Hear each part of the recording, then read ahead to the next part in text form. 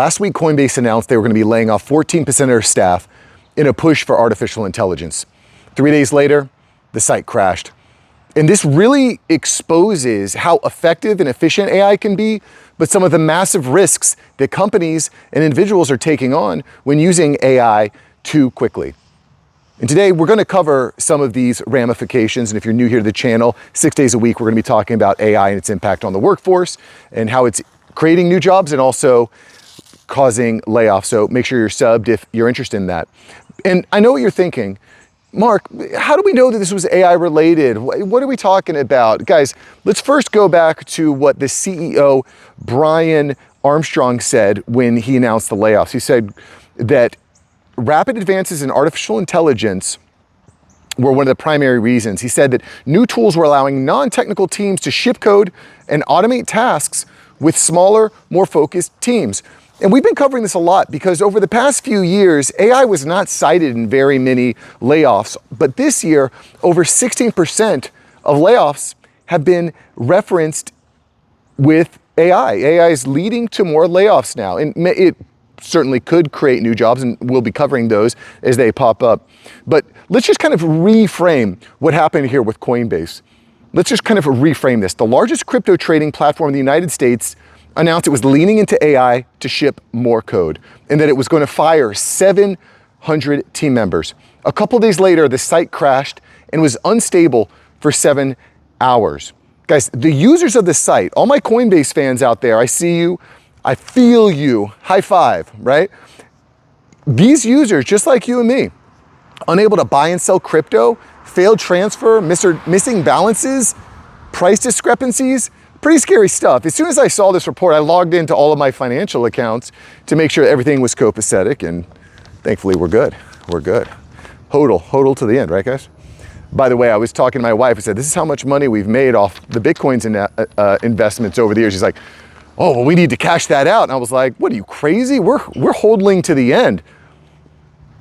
I mean, sure, quantum computing could kill Bitcoin, but if it doesn't, then Bitcoin is going to 1 million, right? Where are you at? Is now a good time to buy Bitcoin, sell Bitcoin? Where are you at on Bitcoin, guys? This is not financial advice, but between you and me, I ain't selling. That's just me. Anyway, let's get back to Coinbase here, because this issue, this problem, is not necessarily Coinbase's fault, but it does expose some larger problems. Let me explain. Crypto has become very centralized, okay? At first, when crypto was kind of first announced, when Satoshi put it all together, crypto was used to transfer funds anonymously on a blockchain, fully decentralized. And theoretically, you could still hold a private key for higher security and privacy, but it requires more technical acumen. These days, most people are buying and trading crypto on a traditional site, and they're treating it more like a traditional bank transfer currency might be used. It's traded on sites like Coinbase or Binance. It's less secure, but it's certainly more convenient. Heck, I can go to Steak and Shake and I can buy a hamburger and fries and a milkshake, of course, because naturally I'm gonna get a milkshake. But anyway, I can go to Steak and Shake and I can buy a meal with Bitcoin now. Bitcoin is starting to become very mainstream. Again, with the convenience, that becomes more and more the case.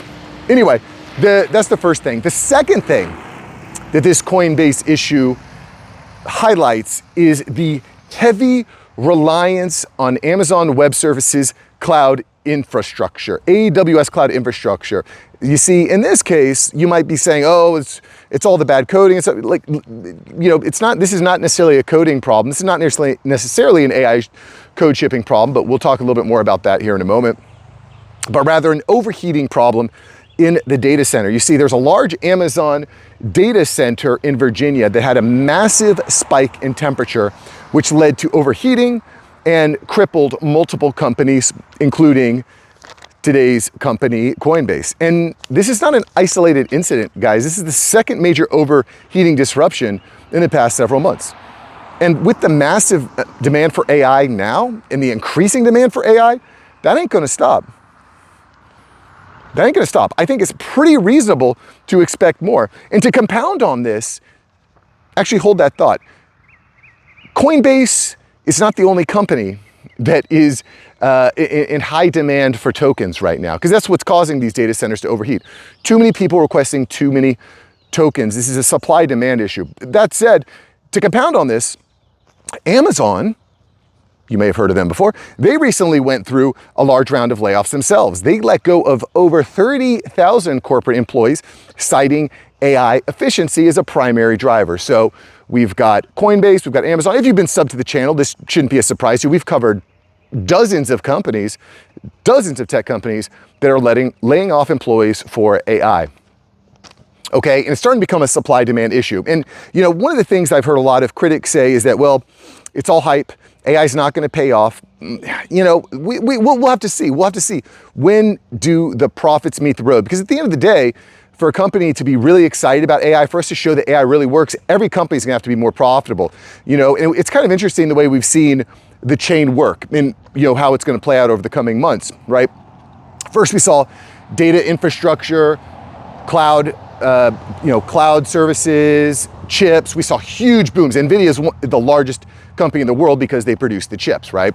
But then everyone was saying, well, ChatGPT, Claude, they're all overrated. They're not profitable. They're not making money. Claude is crushing it right now. Claude is making hundreds of billions of dollars, right? This company is cruising. So now we're saying, okay, the AI companies, the AI providers are starting to make money. They're starting to be profitable. Now the big question, now the eyeballs shift towards the organizations that are deploying the AI and the AI agents. Are we going to see massive profitability increases for the companies, for these large enterprises and organizations? And then does it trickle down and result in higher profitability for small businesses, mom and pops, etc.? And then finally, does that lead to better results for consumers? Consumer costs come down? Does the amount of products and services at a lower rate occur? These are some of the things we're looking at. Okay, so in any event, what we're seeing here, at least with Coinbase, is a supply-demand issue. They need more data, they need more databases, they need more compute. It's not there yet, causes the overheating at AWS. So, whether you like data centers or not, I think we can expect that there's going to be more. But what if I told you that despite this issue, the overheating supply-demand issue, everyone trying to use these products, trying to see if it's all hype or if this stuff is actually going to pay off?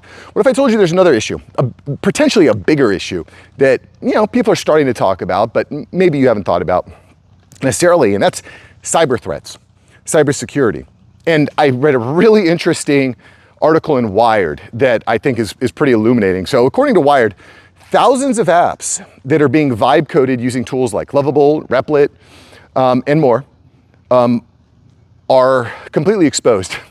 Let's go into it. Okay, so researchers at a cybersecurity firm, Red Access, scanned AI-generated apps. And what they found is pretty shocking. They found that over 380,000 publicly accessible AI-generated apps, assets. Publicly accessible. So they have these assets that should be private, but they're publicly accessible due to the way that the AI vibe coded them. They found that 5,000 vibe coded apps have basically zero security. Zero, which is completely shocking. Like, can you imagine running around with your login and password strapped across your forehead? That's basically what these apps are doing. But even more so than that, nearly 40% are exposing sensitive information like medical records, financial data, chat logs.